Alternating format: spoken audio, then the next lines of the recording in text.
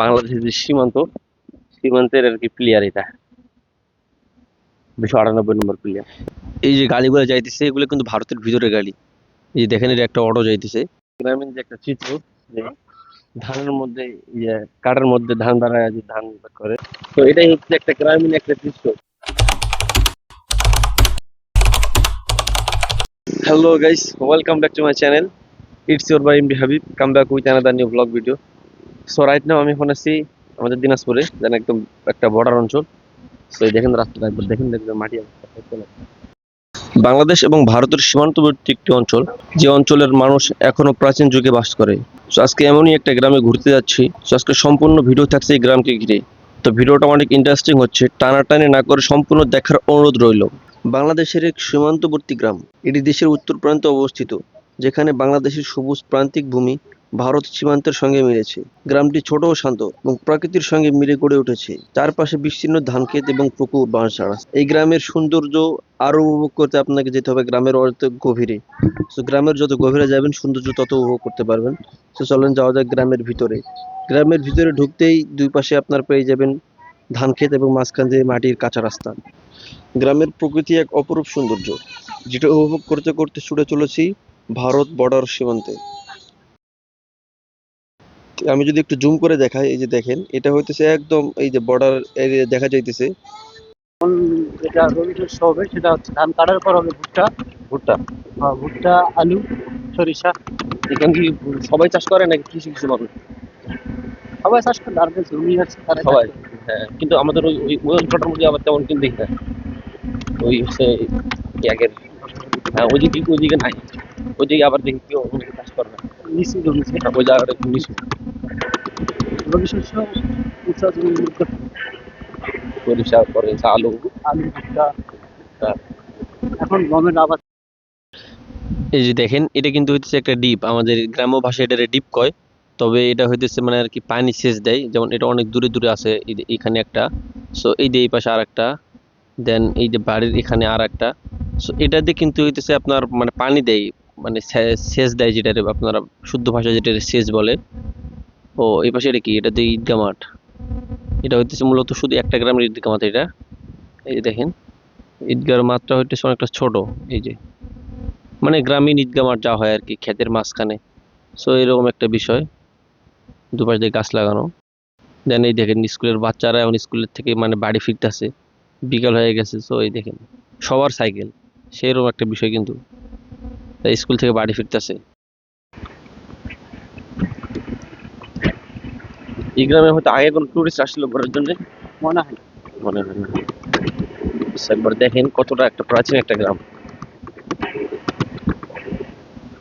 তো আর একটু ভিতরে যাইতে হবে। তো ভ্যান কি যাবে নাকি হেঁটে যেতে হবে? যাবো।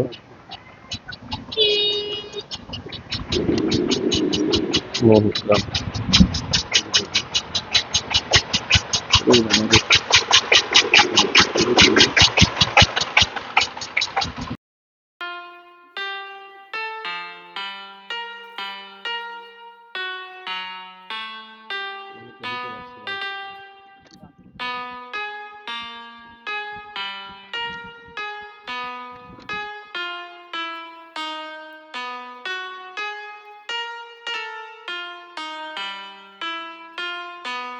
এমনি আমি একটা বিজিবি ক্যাম্প দেখছিলাম, এটা কোন দিকে?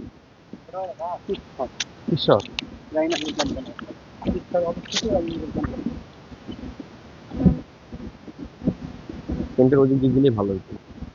এগুলো মনে হয় কোনো কিছু ফালাইছে নাকি? সরিষা ফালাইছে।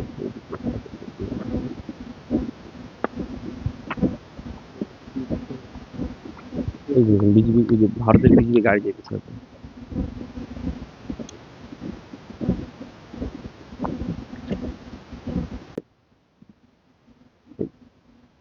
এটা কিন্তু ইন্ডিয়ার এই যে আমি যেটা দেখাই দিচ্ছি আপনাকে। ক্লিয়ার দিন বাজে। ক্লিয়ার দিন বাজে। আরে ভাই, ঠান্ডার কথাটা বলা যাবে না।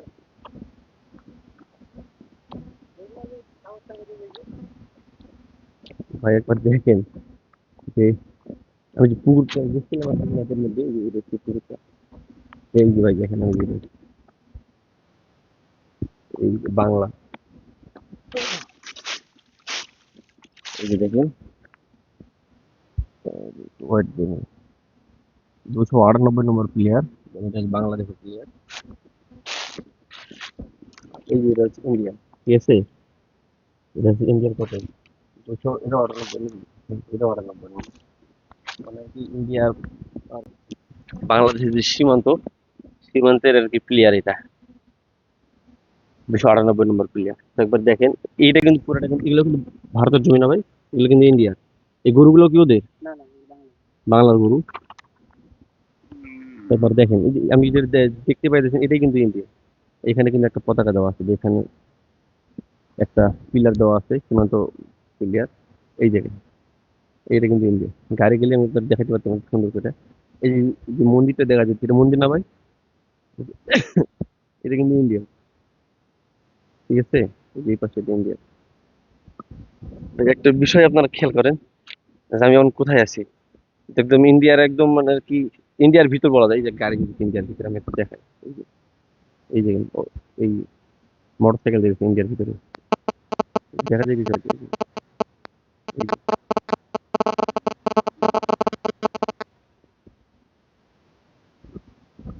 ওই যে সাইকেল সাইকেল দেখতেছে, ইন্ডিয়া পিলার, ঠিক আছে ইন্ডিয়া, ঠিক আছে বাংলাদেশ। সেই মতো বিষয়টা এদিকে যদি না দাঁড়ায়, একটু এদিকে একটু ভালো করে দেখা। এই দেখুন, এটা কিন্তু আমাদের বাংলাদেশ। ওই যে সাদা একটা এক জায়গা যেতেছে, এই যে এটা কিন্তু বাংলাদেশ, ঠিক আছে? এই জঙ্গলটা পুরোটা ইন্ডিয়া। এই যে এইটা।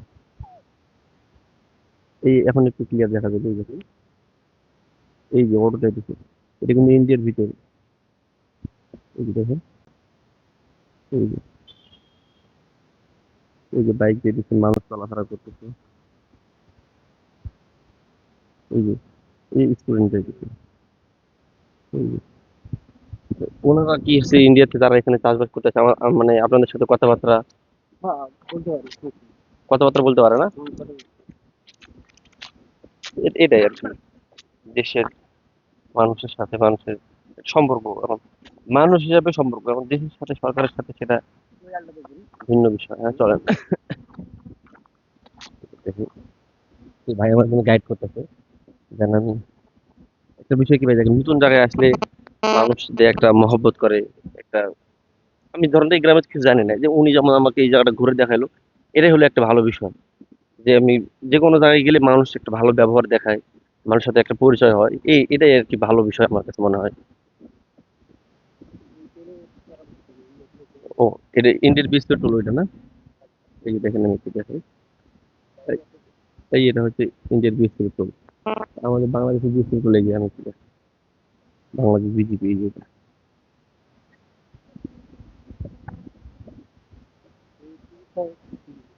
এটা তো ইন্ডিয়ার না? মানে এই যে মাছ ধরার জন্য যদি বাংলাদেশ মাছ ধরে, তাহলে কি কোনো সমস্যা হয় নাকি? বলতে জিনিসটা আলাদা কিন্তু আসলে এখন তো আমি যে যার কথা আমি দেখছি এটা আবার কতটা মিনিমাম দাম লেগে বাংলাদেশ মানুষ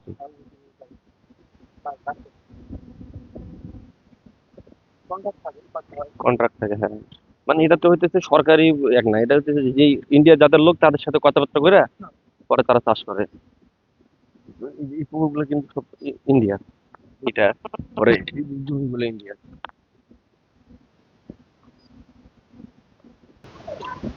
তো এবার দেখেন যে একটা প্রত্যন্ত একটা গ্রাম, তো এই যে সবগুলো কিন্তু মাটির বাড়ি এগুলা। এই যে এটা একদম হচ্ছে যে একদম মানে ভারতের একটা পার্শ্ববর্তী অঞ্চল, যেটা বাংলাদেশ আর ভারতের সীমান্ত ভাগ করে, এরকম একটা মানে জায়গার মধ্যে বর্তমান আছি। এই যে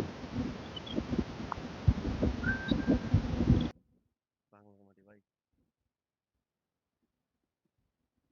এই যে এই যে যে নৌকা ভাঙা আসতেছে, ধন্যবাদ। এই দেখেন বাংলাদেশ,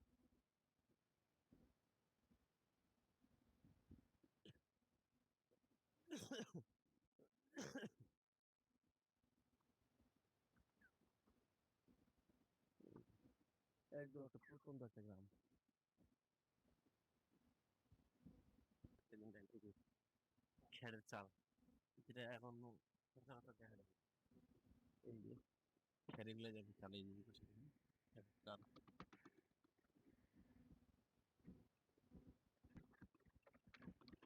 শুধু কারেন্টটাই ঢুকছে, মানে শুধু কারেন্ট ঢুকছে এখানে, নেটও তেমন একটা কাজ করতেছে না, মোবাইলটা। রবি তো পাবে না। গ্রামটি সীমান্ত আশেপাশে হলেও রবির কোন টাওয়ার জীবনছবি নেই, নেই। এটা হয়তো এই যে প্রকৃতি, মাদিনা ধান হাট ক্ষেত, হয়তো একটা নদী, গ্রামের মানুষ দৈনিক কাজ এই একে একটা জীবন্ত সময়। রাখে। সীমান্ত শুধু মানচিত্রে আছে, কিন্তু প্রকৃতির বাতাস, মাঠ আর মানুষের জীবনকে কোনোভাবে আটকাতে ইন্ডিয়ার পারে সিম না। কি এই পাশে চলবে এখানে নাকি? সীমান্তে আছে গ্রামের শান্তি, মানসিক চলবে পরিশ্রম, সবাই একসাথে ইন্ডিয়ার সিম। মিলেমিশে এই অনন্য গল্প তৈরি করেছে। সীমান্তে থাকা সত্ত্বেও মানুষের গল্পের এক চিরন্তর নির্দেশনা। তো একবার এটা দেখেন, এগুলো কিন্তু সব আপনার মানে আর কি যেটা খ্যাড়ের চাল, এটা এই যে খ্যাড়, এই খ্যাড় দিয়ে আর কি চাল তৈরি করে, যে ওইদিকে দেখেন খ্যাড়ের চাল, মাটির ঘর। একদম একটা প্রত্যন্ত একটা গ্রাম, প্রাচীন একটা এলাকা।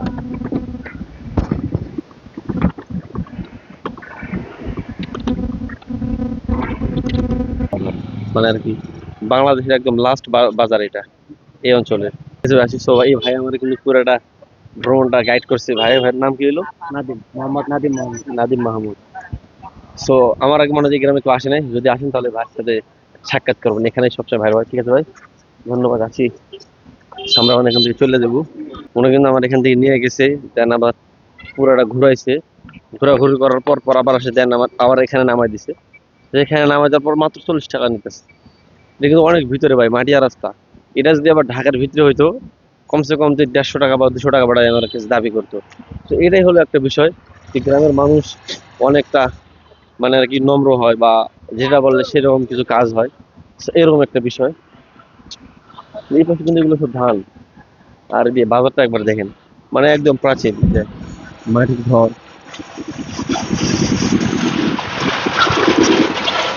এটা দেখো টলি বা এরকম জাতীয় কিছু একটা। So এই দেখেন বাজার, ওয়াও।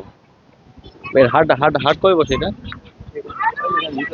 হাট কবে বসে, মানে কোন দিন হাট বসে? রবিবার বৃহস্পতিবার। ও আচ্ছা আচ্ছা। এই যে দেখেন, মানে কি একটা বিষয়। ও, এরকম হাট আপনারা কোথাও দেখছিলেন আমার তো মনে হয় না। একদম একটা প্রত্যন্ত একটা গ্রাম। তো এই দেখেন গ্রামের হাট কিরকম হয়। কিন্তু কালকে হয়তো এখানে হাট হয়ে গেছে। এই যে একদম কাচি কাদা, কাদা দিনাজপুরের ভাষায় কাদা।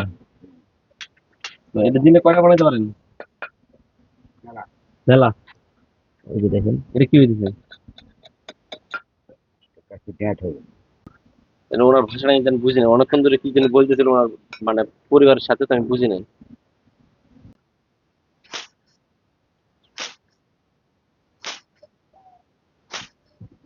তো একবারে দেখেন যে গ্রামীণ যে একটা চিত্র, যে ধানের মধ্যে ইয়ে কাটার মধ্যে ধান দাঁড়ায় যে ধান করে। এই দেখেন। এটার নাম কি? পিড়া। আর এই যে হ্যাঁ ঠিকা। একবার দেখেন,